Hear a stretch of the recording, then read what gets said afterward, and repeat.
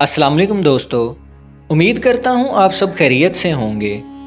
اسلامی عسکری تاریخ درجنوں ایسے بہادر اور شجاع جنگجوؤں سے بھری ہوئی ہے جنہوں نے میدان کارساز میں عقل کو دنگ کر دینے والے کارنامے سر انجام دیے۔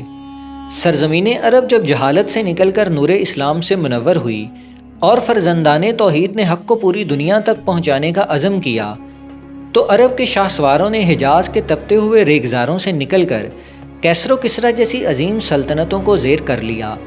آج ہمارا موضوع ایسا ہی ایک بہادر جنگجو ہے جس نے اپنی بے مثال بہادری اور شجاعت سے دشمنان اسلام پر ہیبت طاری کر دی۔ مگر اس سے پہلے آپ سے درخواست ہے کہ میرا چینل سچائی نیٹ ورک سبسکرائب کر لیں اور میرے چینل پر موجود اسی طرح کی مزید ویڈیو ضرور دیکھیں۔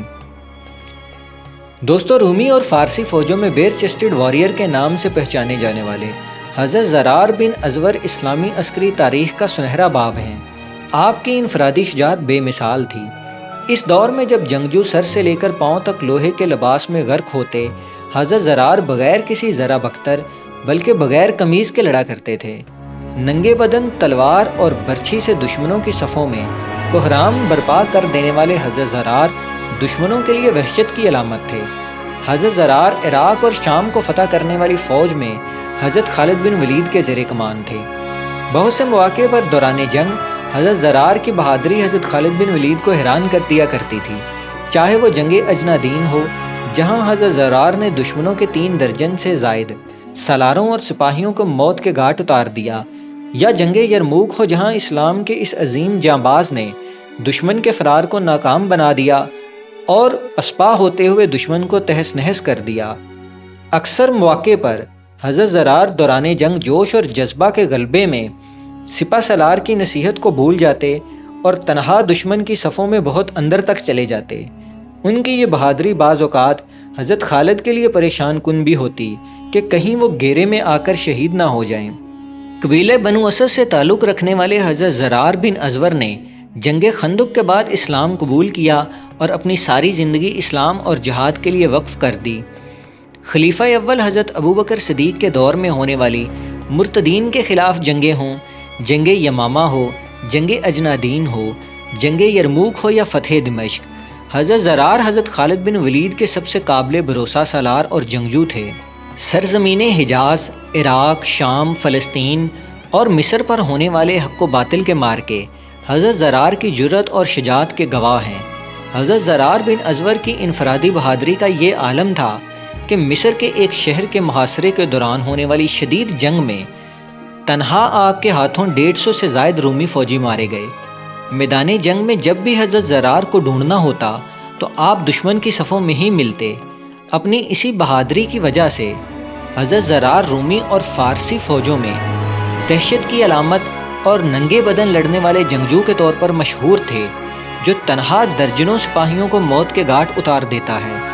محاصرہ دمشق کے دوران جب رومن شہنشاہ ہرکلیس نے کمک کے طور پر لشکر بھیجا تو حضرت خالد بن ولید نے اس لشکر کو روکنے کے لیے حضرت زرار کو بھیجا۔ رومی لشکر کی تعداد مسلمانوں کی تعداد سے بہت زیادہ تھی۔ حضرت زرار اپنے جوش پر قابو نہ رکھ سکے اور دشمن کی صفوں میں بہت اندر تک چلے گئے۔ رومی لشکر بہت تربیت یافتہ اور منظم تھا۔ جب انہوں نے دیکھا کہ آپ تنہا رومی فوج کی صفوں میں گھس گئے ہیں تو انہوں نے آپ کو گھیرے میں لے لیا۔ حضرت زرار پھر بھی شیر کی طرح دھاڑتے اور لاشوں کے انبار لگاتے رہے۔ آپ کے جسم پر درجنوں زخم آئے اور کئی تیر آپ کے جسم میں پیوست ہو گئے۔ پورا دن لڑائی کرتے ہوئے درجنوں رومیوں کو مارنے کے بعد جب زخموں اور تھکن سے چور ہو کر آپ گر گئے تو رومی فوج نے آپ کو گرفتار کر لیا۔ چونکہ آپ کی شہرت رومی شہنشاہ تک بھی پہنچ چکی تھی تو رومی فوج نے آپ کو شہید کرنے کی بجائے اپنے شہنشاہ کو بطور تحفہ دینے کا فیصلہ کیا۔